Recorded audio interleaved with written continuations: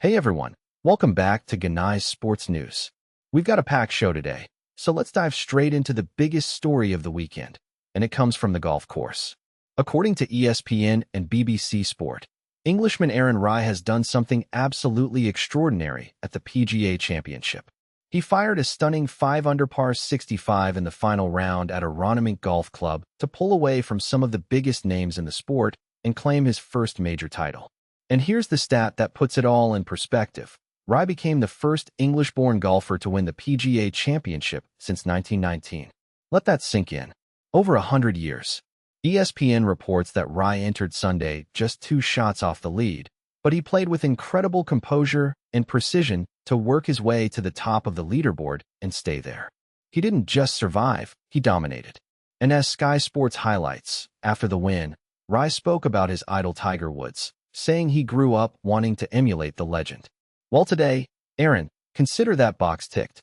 You're a major champion. What a moment for English golf, and what a story this man has written. Keep that name in your memory, folks. Aaron Rai, PGA champion. Now, while Rai was celebrating, the story around Rory McIlroy was a very different one. BBC Sport and ESPN both reported on a fiery moment during the final round that's got golf fans talking.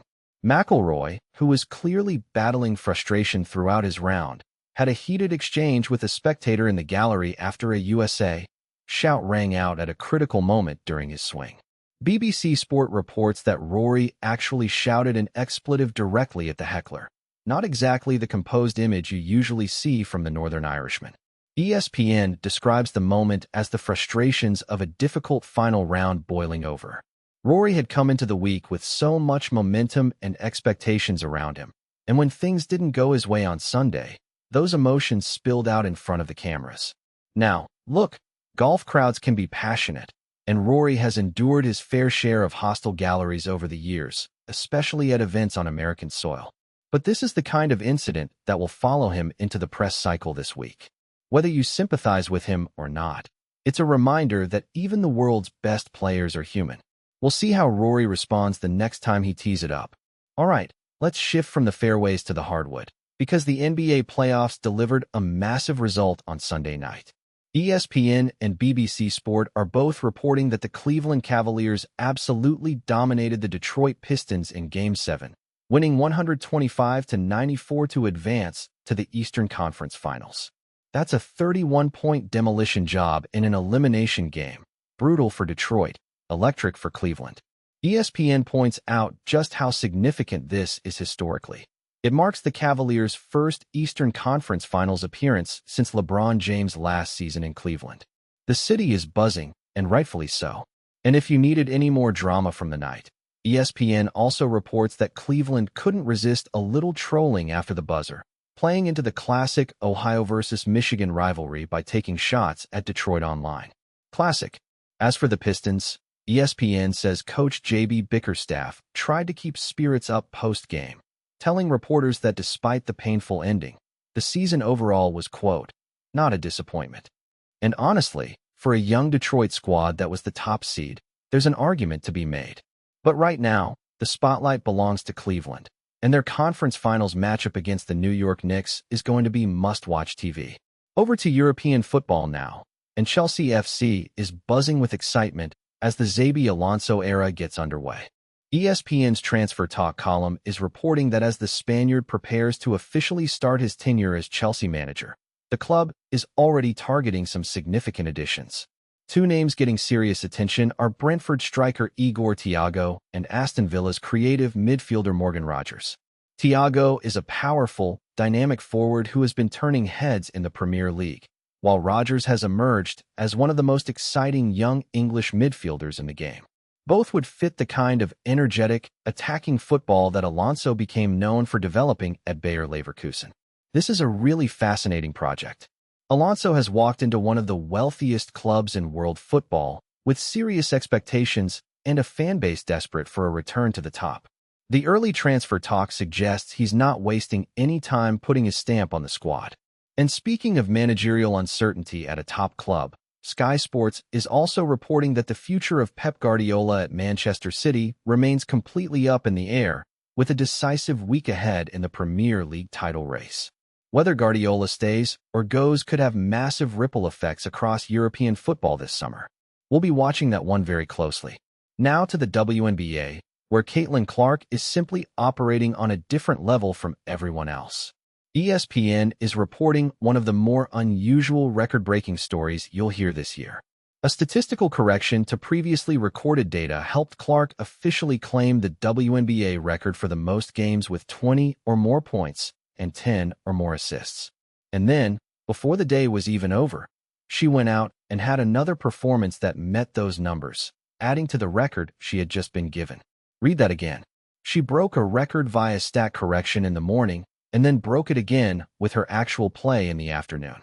That's not just good, that's historic on a loop. Clark continues to rewrite the record books and push the boundaries of what we thought was possible at the guard position in the WNBA. The league is clearly in great hands with her leading the charge, and the attention and viewership she's bringing to women's basketball is undeniable. Meanwhile, on a more concerning note, ESPN also reports that Chicago Sky's leading scorer Rickea Jackson was helped off the court during Sunday's game against the Lynx with a left knee injury. Her teammate Natasha Cloud expressed frustration, saying she felt officials failed to protect Jackson during the game. We'll be keeping an eye on updates regarding her health in the days ahead. Let's hit a couple more big stories before we wrap up. In Major League Baseball, the Philadelphia Phillies are absolutely rolling right now. ESPN reports that Philly beat the Pittsburgh Pirates 6-0 on Sunday, completing a 3-game sweep and pushing their record to 24 wins and 23 losses, back above the .500 mark for the first time since early April.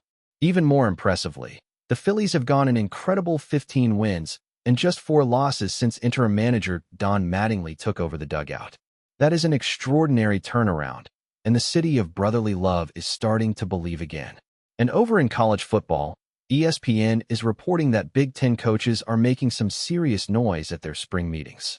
Coaches from across the conference are pushing hard for an expansion of the college football playoff from its current 12-team format to a 24-team bracket. The idea, which only really gained traction less than a year ago, has now drawn support not just in the Big Ten, but also across the ACC and Big 12. That kind of cross-conference momentum is hard to ignore, and it looks like the conversation around CFP expansion is only going to get louder as we head into the summer. And finally, a quick look at Formula One, where Sky Sports has a fascinating piece on young Mercedes driver Kimi Antonelli. Sky Sports reports that Antonelli is not only adjusting to life as a genuine Formula One title contender, but he's also carrying the weight of an entire nation's hopes on his shoulders.